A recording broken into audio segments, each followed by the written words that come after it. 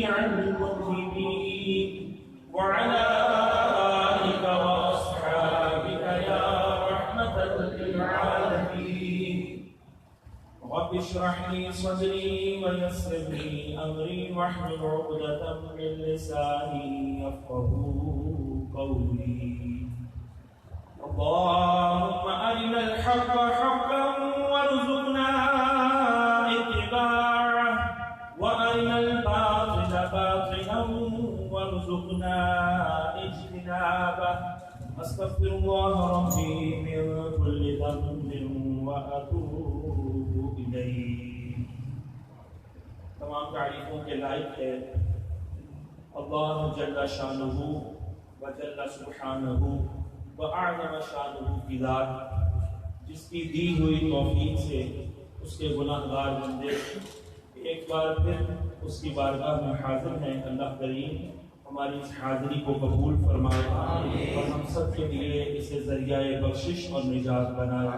بے حد و بے حساب انگنت ولا تعداد مرتبہ درود و سلام ہو وانوار و تجلیات ہوں اللہ کے محبوب دانائے غیوب منزہ عن العیوب صلی اللہ علیہ وآلہ وسلم کی ذات پر، آپ کی آل پر، آپ کے جمیع اصحاب پر اور آپ کی ازواج مطہرات امہات المؤمنین رضوان اللہ تعالی علیہم اجمعین پر. عزیزان محترم، اللہ رب العزت قرآن مجید فرقان حمید کے اندر ارشاد فرماتا ہے وَلِتُكْمِلُوا الْعِدَّةَ وَلِتُكَبِّرُوا اللَّهَ عَلَى مَا هَدَاكُمْ، اور تم گنتی کو پورا کرو، یعنی روزوں کی فرضیت کا اللہ نے حکم ارشاد فرمایا، اس کی علت غایہ بیان فرمائی کہ روزے فرض کرنے کا مقصد کیا ہے تاکہ تم پرہیزگار ہو جاؤ. گنتی کے یہ چند ایام ہیں تو اللہ تعالیٰ نے آگے مریض کے احکام بیان کیے، مسافر کے احکام بیان کیے. وہ بوڑھے یا بیمار یا ضعیف جو کہ بیماری کی اس اسٹیج پر ہو کہ جس سے نجات ممکن نہیں، یا ایسا عمر رسیدہ شخص مرد ہو یا عورت کہ جو روزہ رکھنے سے ہمیشہ ہمیشہ کے لیے قاصر ہو گیا، ان کے لیے بھی اللہ نے احکام بیان فرمائے روزوں کے فدیے کے بارے میں. اور اللہ رب العالمین نے ان احکام کو بیان فرماتے ہوئے رمضان شریف کی فضیلت، اس کی خاصیت یعنی اس کا خاصہ اس میں نزول قرآن جو ہے وہ ہوا ہے اور یہ لوگوں کی ہدایت کے لیے ہے، یہ بیان فرما کر اللہ رب العالمین اب عید الفطر کے بارے میں ارشاد فرماتا ہے کہ تم یہ عدت یعنی شمار پورا کرو، گنتی پورا کرو جو اللہ نے 29 روزوں کی صورت میں دی یا 30 روزوں کی صورت میں، 29 ہوں یا 30 ہوں، یہ تم پورا کرو. وَلِتُكَبِّرُوا اللَّهَ، اور تم اللہ کی تکبیر بیان کرو، بڑائی بیان کرو. عَلَى مَا هَدَاكُمْ، ویسے ہی جیسا کہ تمہیں وہ سکھائی گئی ہے، جیسے تمہیں اس کی رہنمائی کی گئی ہے. جو عید کے دن تکبیرات پڑھی جاتی ہیں، اللہ اکبر اللہ اکبر لا الہ الا اللہ اللہ اکبر وللہ الحمد، اس کی بھی اللہ رب العالمین ہمیں تعلیم ارشاد فرما رہا ہے. اس سے پہلے عید سے بھی پہلے جو رات آئے گی، جو عموماً مسلمانوں کی یہ رات بازاروں کی نظر ہو جاتی ہے، اس رات کے کیف اور سرور اور اس رات کی اہمیت اور اس رات کی کیا یعنی کہ مقام ہے شریعت مطہرہ کے اندر، دین اسلام کے اندر، مسلمانوں کی اکثریت اس سے غافل ہے. حدیث مبارکہ ہے ابن ماجہ شریف کی، حضرت ابو امامہ رضی اللہ تعالی عنہ اس حدیث کے راوی ہیں کہ سرکار صلی اللہ علیہ وآلہ وسلم نے ارشاد فرمایا جو عیدین کی راتوں میں قیام کرے گا. عیدین دو عیدوں کو کہتے ہیں، عید کا تسمیہ ہے عیدان اور بولنے میں اس کو عیدین بھی بولا جاتا ہے. تو عیدین کی راتوں میں جو قیام کرے گا یعنی جسے ہم چاند رات کہتے ہیں، جس رات شوال المکرم کا چاند نظر آئے، رمضان کے بعد کون سا مہینہ ہے؟ شوال المقرر، یا ذوالحج کی جب ابتدا ہوتی ہے، یکم ذوالحج مغرب کے بعد شروع ہوتی ہے چاند دیکھ کر، حضور فرماتے ہیں جو ان دونوں عیدوں کی راتوں میں، یعنی ان سے پہلے جو رات آتی ہے اس میں قیام کرے گا، اس کا دل نہ مرے گا جس دن لوگوں کے دل مر جائیں گے۔ جو اپنا دل قیامت میں زندہ رکھنا چاہتا ہے، اس پر کسی قسم کی کجی نہیں دیکھنا چاہتا، کوئی غبار نہیں دیکھنا چاہتا، کوئی اس کے اوپر میل نہیں دیکھنا چاہتا، کسی قسم کا زنگ نہیں دیکھنا چاہتا، کسی قسم کا اس کے اوپر کسی قسم کا بھی غبار، وہ غفلت کا ہو، وہ گناہ کا ہو، وہ کسالت ہو، وہ سختی ہو، وہ کسی قسم کی میل کچیل گناہوں کی، صغیرہ گناہ ہو یا کبیرہ گناہ ہو، ہر قسم کی میل سے، آلودگی سے وہ اگر ابتلا نہیں چاہتا، تلوث نہیں چاہتا، اس میں ملوث نہیں ہونا چاہتا، اسے تھوڑی سی محنت کرنی پڑے گی۔ سال میں 2 دفعہ یہ دن آتے ہیں، عید الفطر کا اور عید الاضحیٰ کا، ان کی راتوں میں کیا کرنا ہے؟ قیام کرنا ہے۔ قیام کا مطلب تو ہوتا ہے کھڑا ہونا، لیکن یہاں پر مراد جو ہے وہ کیا ہے کہ اللہ کی عبادت کے لیے کھڑا ہونا ہے، نماز پڑھنی ہے، نوافل پڑھنے ہیں، ذکر اذکار کرنے ہیں، قرآن کی تلاوت کرے، تفکر کرے، فکر کرے، ایک لمحے کے لیے آخرت کے بارے میں فکر کرنا، غور و خوض کرنا، یہ 60 سال کی عبادت سے افضل ہے۔ اسی لیے شیطان مردود، لعین، رجیم ہمیں نہیں فکر کرنے دیتا، بلکہ ہمیں فکر سے آزاد کر دیتا ہے۔ ایک لمحے کے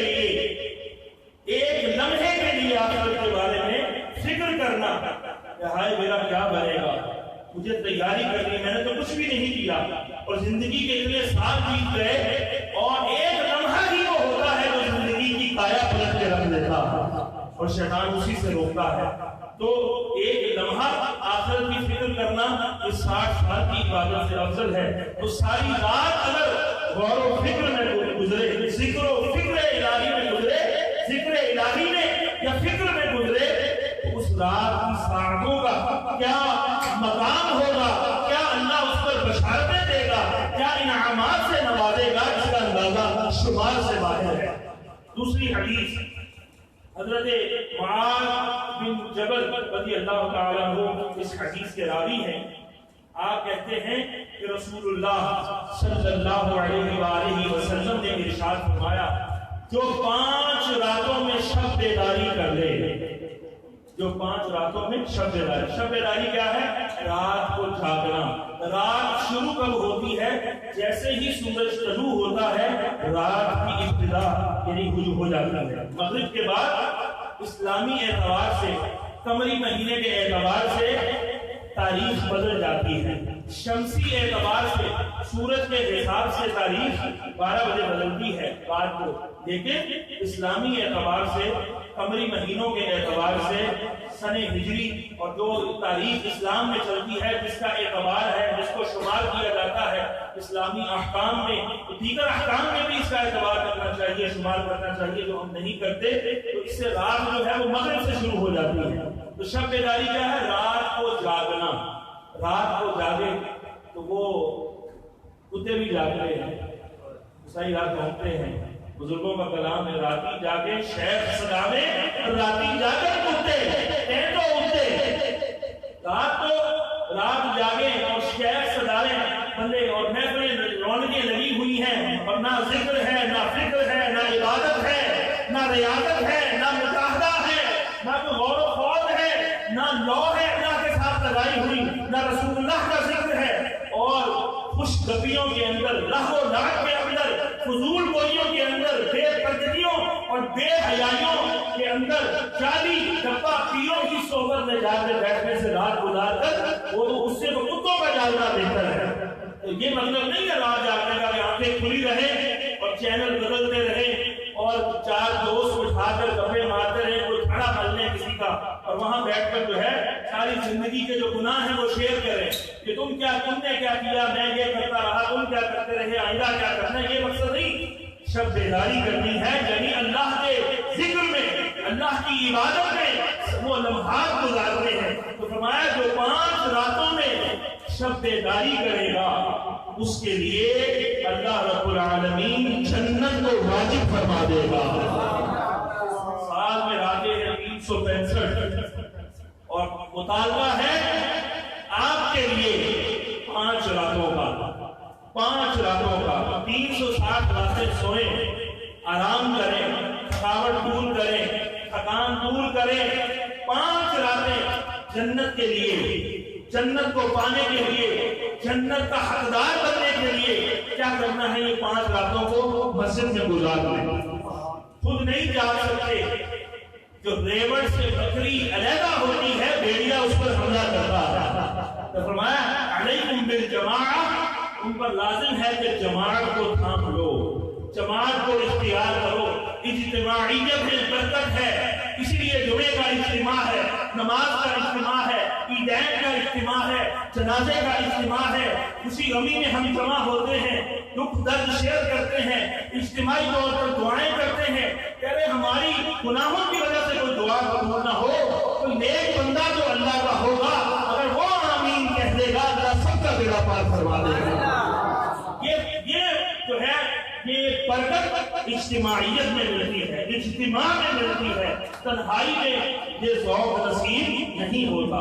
نہ جانے ہمارے سجدے قبول ہو نہ ہو، ہماری عبادات قبول ہو نہ ہو، لیکن اچھے سنگ کرے، اچھوں کی صحبت میں آ جاؤ، کسی ولی اللہ کے مزار کی صحبت میں آ جاؤ، اللہ کریم تمہاری شکلوں کو نہیں دیکھے گا، تمہارے حلیوں کو نہیں دیکھے گا، تمہارے دلوں کو نہیں دیکھے گا، اللہ اپنے پیارے کی لاج رکھتے ہوئے تمہاری باتیں بھی قبول فرمائے گا۔ ایمینی مزارات اولیاء پر دن رات میلہ لگا ہوا ہے، رش ہے، کوئی قرآن پڑھ رہا ہے، کوئی فاتحہ پڑھ رہا ہے، کوئی ذکر کر رہا ہے، کوئی جناب ثنا خوانی کر رہا ہے، کوئی بات کر رہا ہے، کوئی نصیحت کر رہا ہے، کوئی بھوکوں کو کھانا کھلا رہا ہے، کوئی کسی کی کفالت کا ذمہ لے رہا ہے، کوئی استغاثہ پیش کر رہا ہے، کوئی ولی اللہ سے فریاد کر رہا ہے، کوئی ان کے واسطے اللہ کی بارگاہ میں دے رہا ہے۔ کیوں کہ ولی اللہ کی صحبت میں آ کر وہ جو دعا ہوتی ہے اللہ اس دعا کو رد نہیں فرماتا۔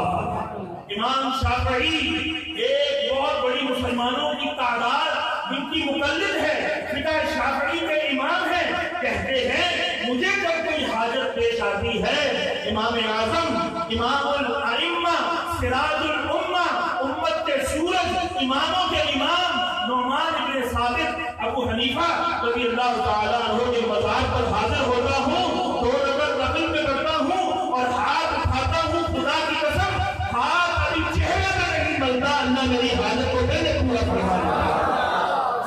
اللہ کریم اپنے بندوں کی حیا فرماتا ہے، اللہ اس چیز سے حیا فرماتا ہے کہ کوئی اللہ کی بارگاہ میں ہاتھ اٹھائے، دعا کے لیے ہاتھ اٹھائے اور اللہ اس کے ہاتھوں کو خالی لوٹا دے، یہ اللہ کی شان نہیں۔ ارے دنیا کے سخی کی یہ شان نہیں ہے کہ اس کے پاس کوئی سائل آئے، کوئی سوالی آئے، کوئی التجا کرے اور وہ اسے خالی لوٹا دے۔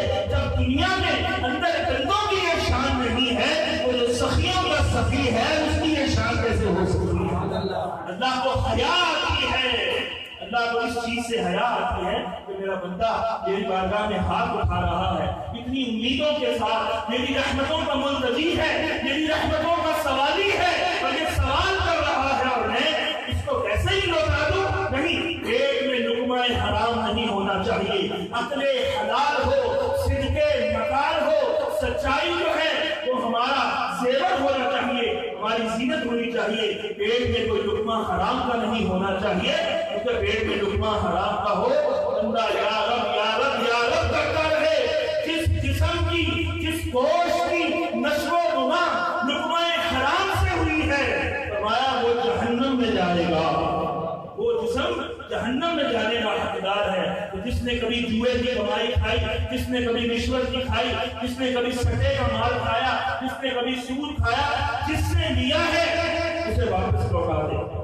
ورنہ یہ قیامت تک ٹھنڈا گلے میں رہے گا۔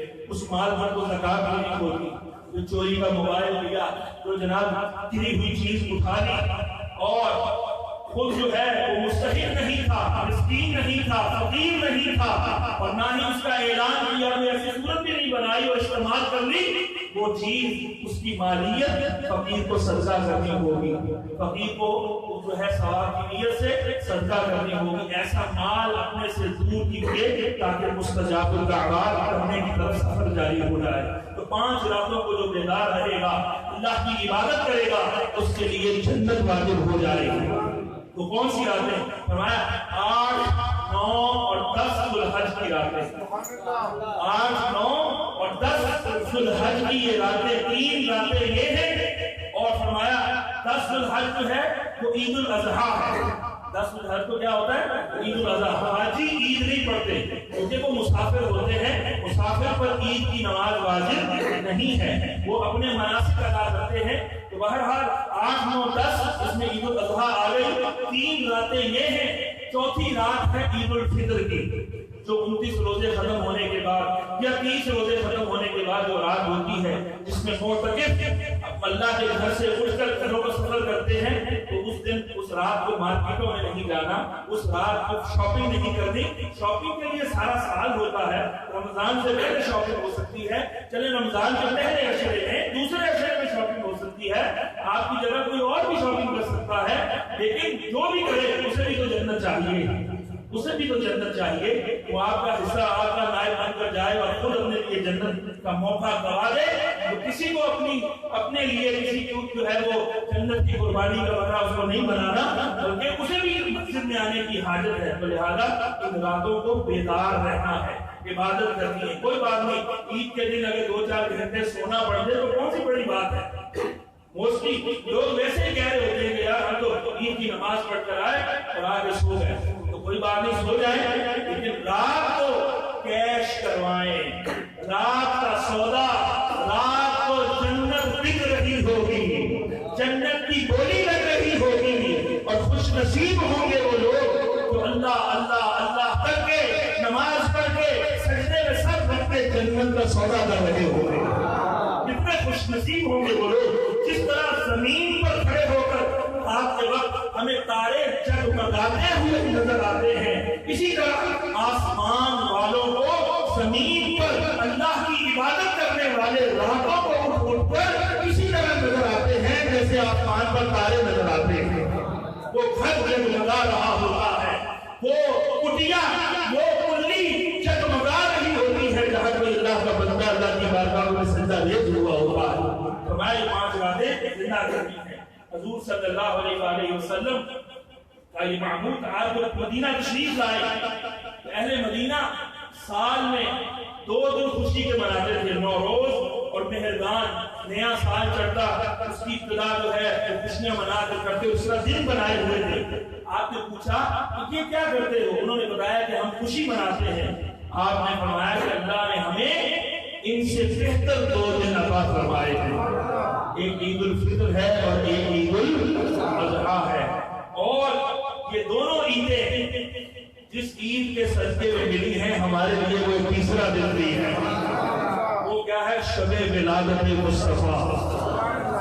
میں کہا کرتا ہوں کہ اگر یہ بھی لازم، لوگ کہتے ہیں اسلام میں 2 عیدیں ہیں، تیسری عید تو ہے ہی، یہ بدعت ہے۔ میں کہتا ہوں کہ اگر یہ عید نہ ہوتی تو یہ 2 عیدیں کہاں سے ہوتی؟ یہ عید نہ، سب کچھ بنا ہے مصطفیٰ کی خاطر، یہ زمین و زمان تمہارے لیے، مکین و مکان تمہارے لیے، چنین و چنا تمہارے لیے، بدن میں ہے جان تمہارے لیے، دہن میں زبان تمہارے لیے، ہم آئے یہاں تمہارے لیے، اٹھے بھی وہاں تمہارے لیے، سب کچھ تو بنا ہے سرکار کی خاطر، تو عیدیں بھی عطا ہوئی ہیں سرکار کی خاطر۔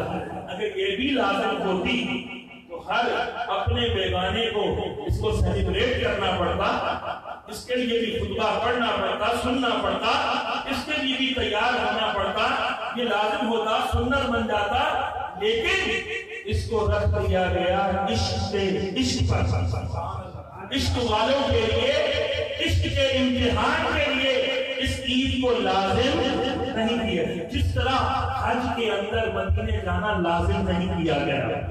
تو کہتے ہیں 5 دن میں حج ہو جاتا ہے، بے شک 5 دن میں حج ہو جاتا ہے، کس نے کہا 6واں دن بھی اس میں چاہیے ہوتا ہے؟ وہاں دل میں حج ہو جاتا ہے. مدینے جانا نہ فرض ہے نہ واجب ہے حاجی کے لیے. کوئی مناسک میں سے کوئی حج کا جو منسک ہے وہ مدینے میں ادا نہیں ہوتا. لیکن یہ راہ جو ہے یہ بے ایمانوں کے لیے راہ خطرے کی ہے. اللہ فرماتے ہیں یہ راہ خطر کی ہے، یہ ان کے لیے خطرے کی راہ ہے.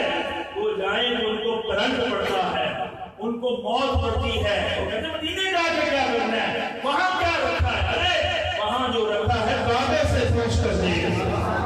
کعبہ مدینے کی جدائی میں سیاہ ہو گیا ہے اور مدینے کا سبز گنبد حضور کے وصال میں سرسبز ہو رہا ہے. تو یہ اللہ نے عشق پر رکھ دیا، عشق والوں کے لیے یہ امتحان رکھ دیا. کون کہتا ہے کہ جانا ضروری نہیں ہے اور کون کہتا ہے بغیر مدینے جائے میرا حج قبول نہیں ہوگا. یہ اللہ نے امتحان رکھ دیا ہے. جس کا دل نہیں کرتا وہ نہ جائے. اس کو اٹھا کے وہاں لے جانا ہمارا ٹھیکہ نہیں ہے، اس کو دھکے سے وہاں پہنچانا ہماری ذمہ داری نہیں ہے. حضور نے لیکن فرمایا جو حج کرنے کے لیے آیا اور وہ میری زیارت کو نہ آیا، میری زیارت مطلب میرے روزے کی زیارت کے لیے نہ آیا، فرمایا اس نے میرے ساتھ جفا کی، اس نے میرے ساتھ وفا نہیں کی. میں پیدا ہوا تو اس کی بخشش کی دعائیں مانگتا رہا، میں راتوں کو اٹھ کر اس کے لیے روتا رہا، میں معراج پر گیا اسے نہیں بھولا، میں دنیا سے پتہ کرنے لگا میں اسے نہیں بھولا. آج یہ اٹھا ہے کہتا ہے مدینے جانا ضروری نہیں ہے، مدینے جانا ضروری نہیں ہے، حج کا حصہ نہیں ہے. اتنی اس کی جرأت، نہیں جانا ضروری تو نہ جا. میرے سرکار نے فرمایا جس نے میری قبر کی زیارت کی میری شفاعت اس کے لیے واجب ہوتا ہے. نعرہ تکبیر، نعرہ رسالت. ہم تو بھائی شفاعت کے بھوکے ہیں، شفاعت کے طلبگار ہیں. ہمارے اکابرین اور اسلاف نے تو یہ بتایا ہے جب مدینے جاؤ وہاں جا کر سوال کرو. کیا سوال کرو؟ اسألک الشفاعت یا رسول اللہ، اسألک الشفاعت یا رسول اللہ، اسألک الشفاعت یا رسول اللہ. یا رسول اللہ میں آپ سے شفاعت کا سوال کرتا ہوں. یا رسول اللہ میرے ایمان کے گواہ ہو جائیے، میں آپ سے شفاعت کی بھیک مانگتا ہوں. ارے خدا کی قسم مصطفیٰ کریم جس کی شفاعت نہیں فرمائیں گے اس کے لیے جنت میں جانا حرام ہوگا. کسی سجدے کے عوض، کسی چلے کے عوض، کسی حج کے عوض، کسی تلاوت کے عوض سب کچھ منہ میں مار دیا جائے گا. کسی کے عوض کچھ نہیں ملے گا. اگر ملے گا کسی کو جنت کا پروانہ ملے گا تو مصطفیٰ کے قدموں کے صدقے ہیں. یہ ہمارا ایمان ہے، یہ ہمارا عقیدہ ہے. یہ عقیدہ ہمیں صحابہ نے دیا ہے. صحابہ نے حضور سے جنت مانگی ہے، جنت میں حضور کا پڑوس مانگا ہے، حضور کے پڑوس میں جگہ مانگی ہے. حضرت ربیعہ کو جنت حضور نے عطا فرمائی، عشرہ مبشرہ کو حضور نے جنت عطا فرمائی اور یہ 5 راتوں کو قیام کرنے والے کو حضور جنت عطا فرما رہے ہیں. حضور مالک جنت نہیں تو کیا ہے؟ جو مالک ہوتا ہے وہی بانٹتا ہے، وہی اپنے خزانے سے بانٹتا ہے. جس کا اختیار نہیں ہوتا وہ کچھ نہیں کر سکتا. میرے آقا کریم صلی اللہ علیہ وسلم کو اللہ نے سارے خزانے عطا کیے ہیں، سارے خزانے عطا کیے. حضور صلی اللہ علیہ وسلم نہ ہوتے تو نہ عید الفطر ہوتی، نہ عید الاضحیٰ ہوتی. حضور نے فرمایا تم مہربان اور نوروز کی خوشیاں مناتے ہو، اللہ نے اس سے بہتر ہمیں توفیق عطا کی ہے. عید الفطر عطا کی ہے، عید الاضحیٰ عطا کی ہے. حضور صلی اللہ علیہ وسلم حضرت انس فرماتے ہیں عید الفطر کے دن تشریف لے جاتے، اس وقت تک نہ تشریف لے جاتے جب تک چند کھجوریں نہ تناول فرما لیتے. کھجوریں کھا کر جانا یہ سنت ہے، کھجوریں اویلیبل ہیں. سال بعد اگر یہ سنت پوری کرنی پڑے تو کیا مسئلہ ہے؟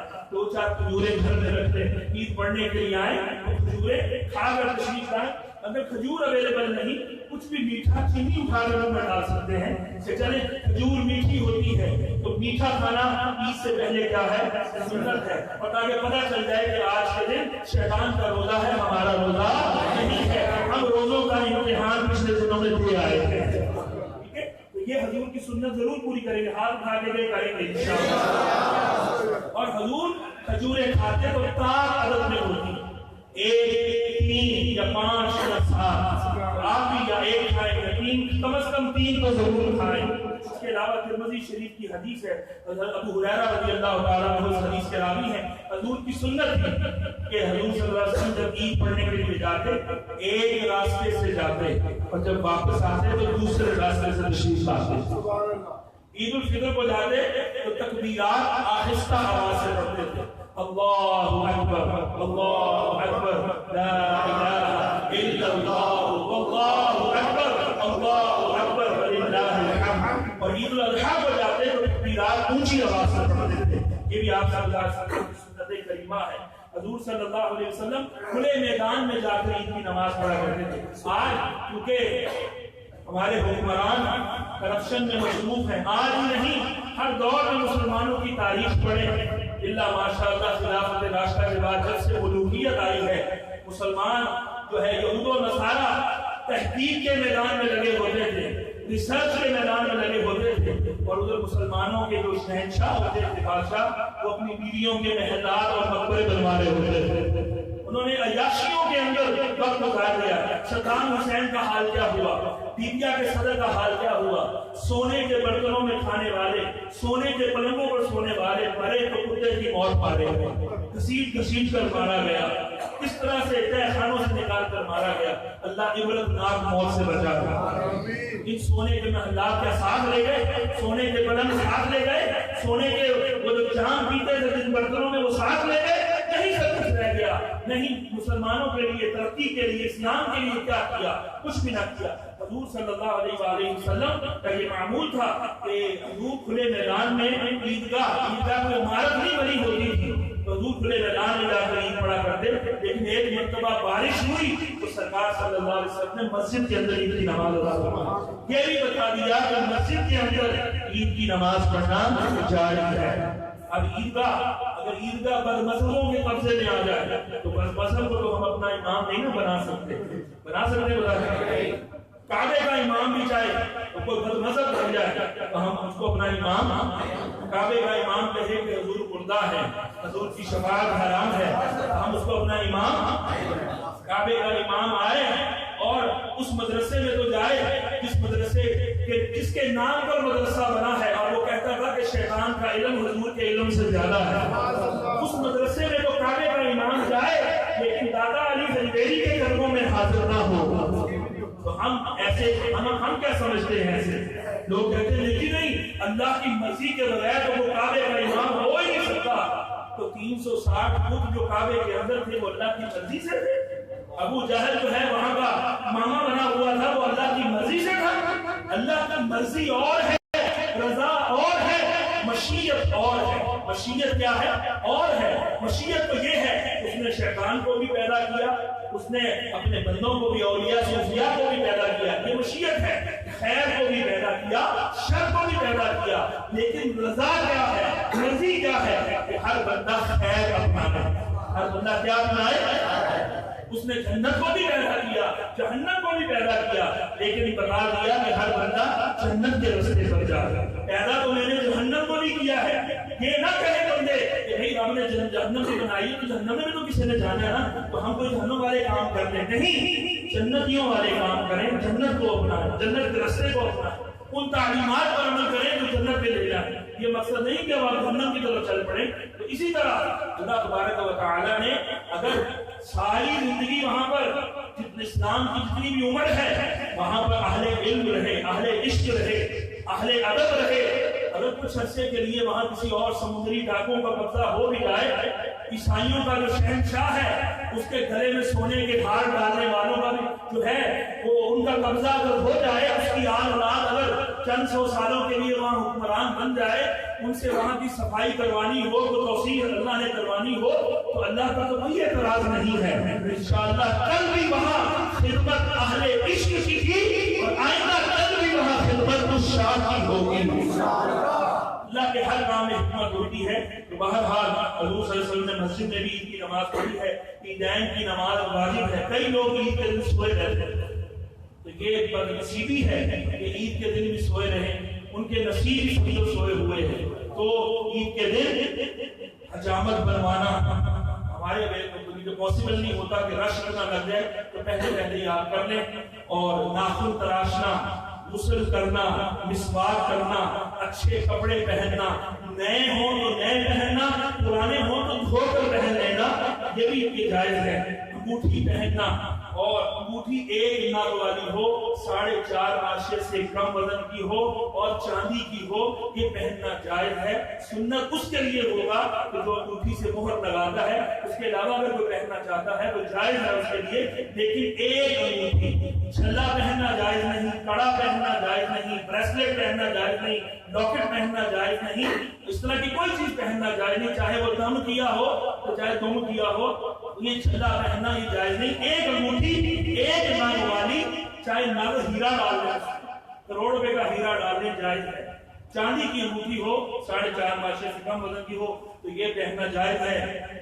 خوشبو لگانا، صبح کی نماز اپنے ہی محلے کی مسجد میں ادا کرنا، عیدگاہ جلدی چلے جانا، جہاں عید ہو رہی ہے وہاں جلدی چلے جانا، نماز سے پہلے صدقہ فطر ادا کرنا، اور عید پڑھنے کے لیے جائیں تو پیدل جانا، اگر دور جانا ہے تو سواری استعمال کر سکتے ہیں. ایک راستے سے جانا، دوسرے راستے سے واپس آنا، نماز سے پہلے 3 5 7 کھجورے کھا کر جانا، اور کھجورے نہ ہو تو کوئی میٹھی چیز کھانا. اور اسی طرح نماز سے پہلے اگر کچھ نہ کھایا، نماز سے پہلے کچھ نہ کھایا تو گناہگار نہیں ہے، مگر عشاء تک کچھ نہ کھایا، اس دن عید کے دن شام تک کچھ نہ کھایا تو گناہگار ہوگا، اثم ہوگا اس پر. تو عیدگاہ کو نماز کے لیے جانا سنت ہے. اور خوشی ظاہر کرنا، ہمارے منہ پہ 12 نہ بجے گئے، ہم مسکرائیں. کفار کے ملک میں چلے جانا، لوگ اسماعیل باز کرتے ہیں، ہر بات پر سوری پلیز، آپ پہلے آئیے، آپ بیٹھیے، ہیو اے سیٹ، آپ سیٹ پہ بیٹھ جائیے، خود کھڑے ہو جاتے ہیں کہ لوگ آتے یہاں طریقے سناتے ہیں. تو یہ سارا جو کلچر ہے کہ اسلام نے انٹروڈیوس کرایا ہے کہ دوسروں کے لیے اپنی اچھی چیز کی قربانی دے دیں. تو مسکرانا، خوشی ظاہر کرنا، کثرت سے صدقہ کرنا، اطمینان کے ساتھ جانا، وقار کے ساتھ جانا، نگاہیں جھکا کر جانا، آپس میں مبارکباد دینا، بلند آواز سے تکبیر نہ کہنا عید الفطر میں. اور نماز سے پہلے نفل مکروہ ہے، نہ گھر میں کوئی نفل پڑھے نہ مسجد میں کوئی نفل پڑھے. عید کی نماز ہو جائے تو اس کے بعد نفل پڑھے جا سکتے ہیں. بقیہ طریقہ وغیرہ انشاءاللہ عید کے دن ہی جو ہے